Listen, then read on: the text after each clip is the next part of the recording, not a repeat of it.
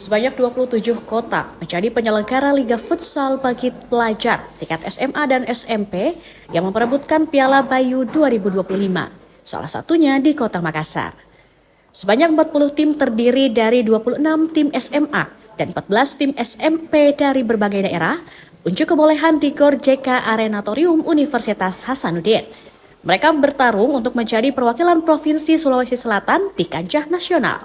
Sebelumnya di tahun 2024, yang menjadi perwakilan Sulawesi Selatan adalah tim futsal dari SMA Negeri 21 Kota Makassar.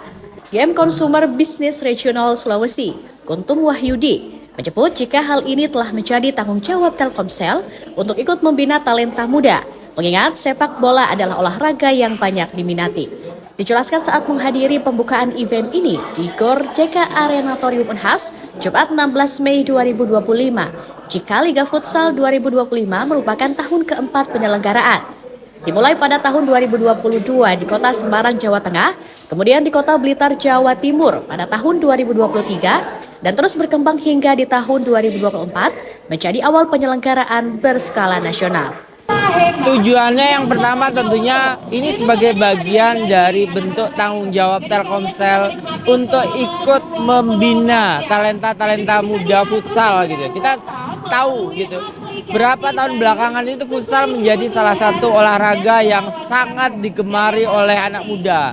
Nah, harapannya dengan Piala Bayu ini Telkomsel juga bisa ikut berkontribusi dalam melahirkan talenta-talenta muda yang memang nantinya akan bisa menjadi pemain-pemain futsal profesional untuk mewakili Indonesia tidak hanya di tingkat nasional tetapi juga di kancah dunia.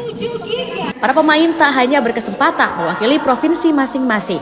Sebanyak 50 pemain terbaik nasional juga akan berkesempatan mengikuti bootcamp yang dipimpin langsung oleh Liga Futsal Profesional di Indonesia. Zulkarnain Zumar Taufik, Rizka Fraja, Unhas TV.